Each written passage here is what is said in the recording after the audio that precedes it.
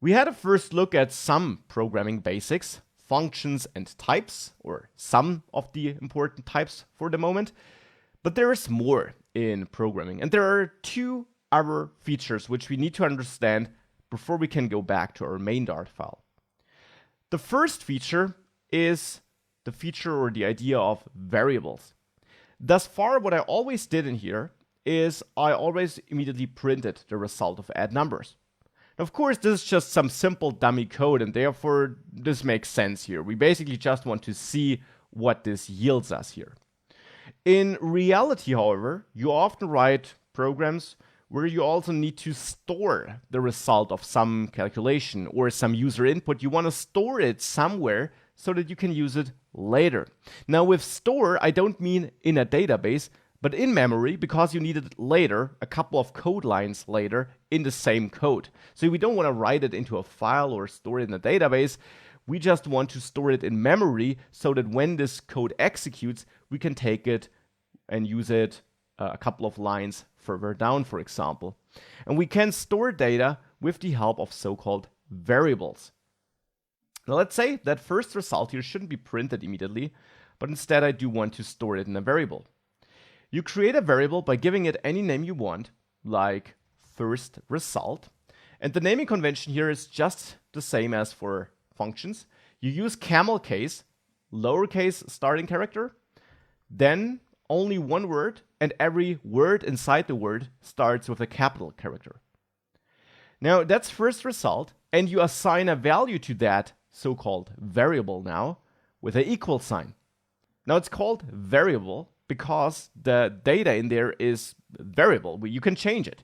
Here I'm storing the result of add numbers in first result. I could reuse that and now also store that result in first result. So after the first line, the result of add numbers for 1 and 2.6 would be stored in here. After the second line here, the result of add number with 1 and 1 would be stored here. And the first result, so this result of this line here, would be dropped. We would store that result in the first result variable now. However, we have a syntax error here, and that means that Dart doesn't understand this. This is almost the right syntax, but to tell Dart that this is a variable, you need to add the var keyword here when you create that variable for the first time. So not in this line, where I then use it again, the same variable with the same name, but when you introduce it, then you need to add the var keyword to tell Dart that this is a variable. And now we can, for example, use that result, that first result, whoops, the name is first result, we can use that here in a separate line. Sometimes you even just use a variable to make your code easier to read so that you can split it across multiple lines. Sometimes you have some other code in between that you need to execute first, and then you want to use first result later. Maybe you even want to combine it with some other calculation that you add +1 to it. That would be possible too. First result simply holds the value returned by add numbers. And that number in our case is a double. So you can do anything with it, which you could do with any other double. So now if I run this, we print 3 here because first result has the result of add numbers with 1 and 1 stored, which is 2.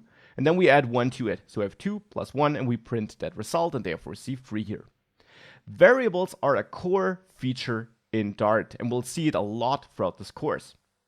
Now, besides that syntax, where I use var for creating it, you can also create it by adding the type of data which this variable will hold eventually.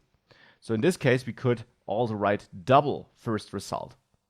However, Dart also has a feature called type inference. This means it's able to infer the type of data you'll store here by the value you have on the right side.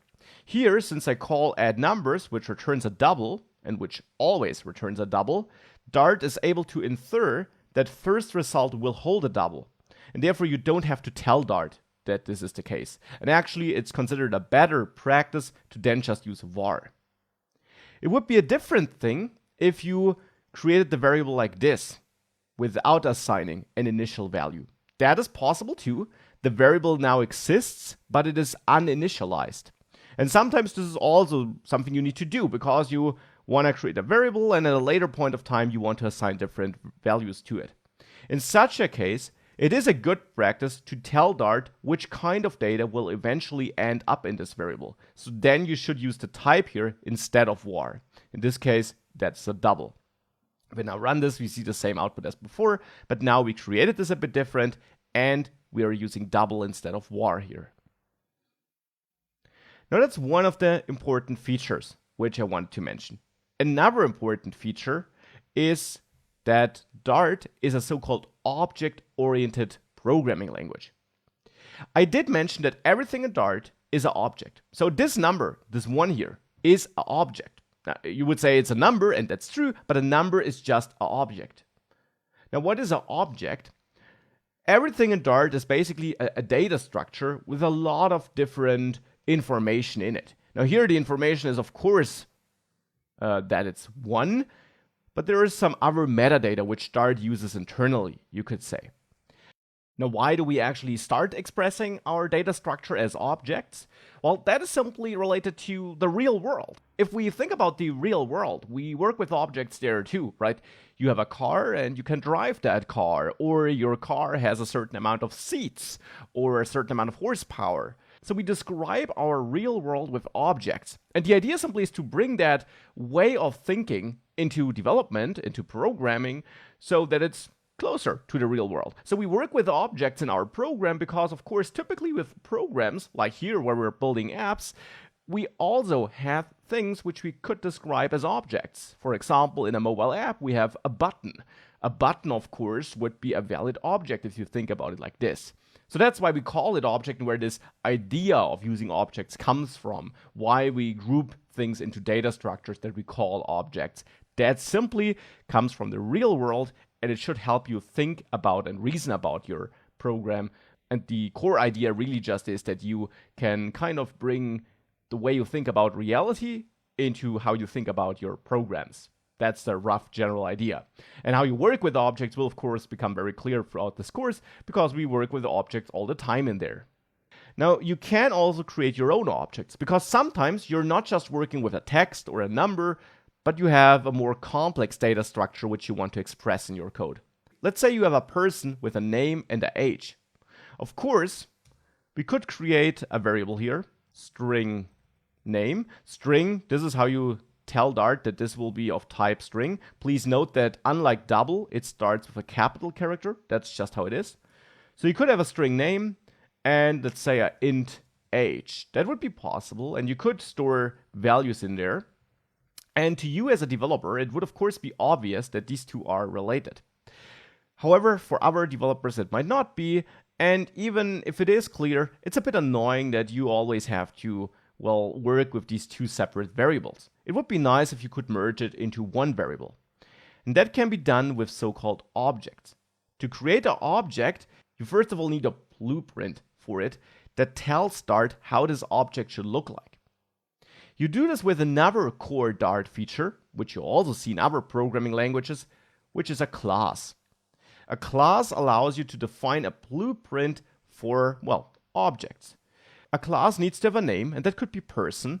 And here the naming convention is not to start with a lowercase character, but with an uppercase character. Then you add your class body with curly braces, just as you did it for the function. And still, this is no function, this is a class, it's a different thing. And in between that class, you can now define how that class, and therefore objects based on that class, should look like. Now, what does this mean? Well, for example, you can add variables in here. You can add a variable name and age if you wanted to. So what I basically had down there is now added in that class. And you can also give this default values, just as we did it before. Now, if you have a variable in a class, this is also sometimes called a property. It's still a variable, it's just inside of a class, and therefore we give it that special name, so that when I say we change this property, you know that we changed a variable inside of a class.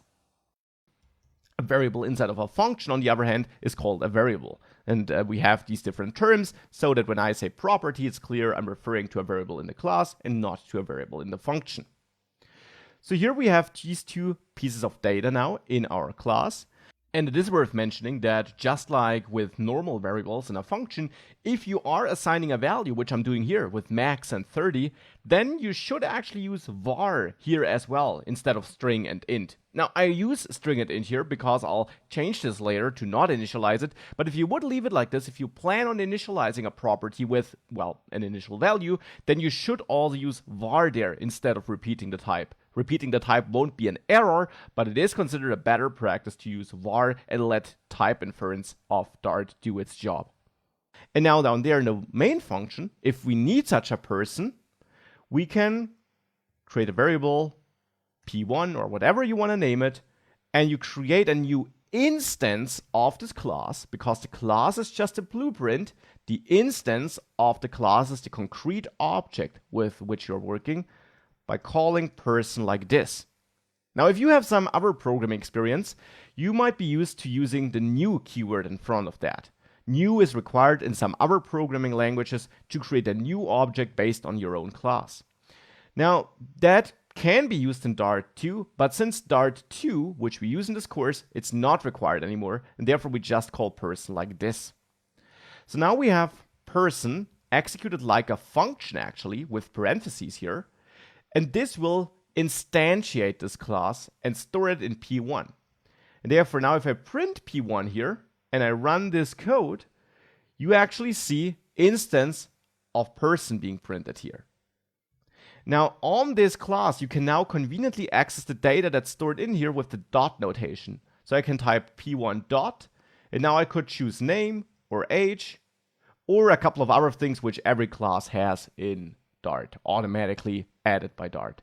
But here I could print p1age, and if I now run this, we see 30 here. And that's what I meant. Now we grouped that data together, and we can create new persons by simply calling person again. We can also change that data on a person by accessing p2 name and changing that to manu, for example. And now if I would print p2 name down there, and I print p1 name up here, so for the two different persons I print the names, then you see that here on the right we print manu and max, because for the first person I didn't change it, and therefore we have that default. For the second person I did change it, and therefore here where I changed it, we changed it to manu. Down there when I print it, I print manu. This is how that works, and classes are a crucial feature in many programming languages, and they also are in Dart. Now there's more about classes and about Dart, which we'll learn throughout this course. I don't want to bore you now with a 1 hour long introduction to Dart. I find it more interesting to learn Dart whilst we are learning Flutter. But these are some basics which I needed to get out of the way so that we now can continue working on our main Dart file and understand what's going on in there.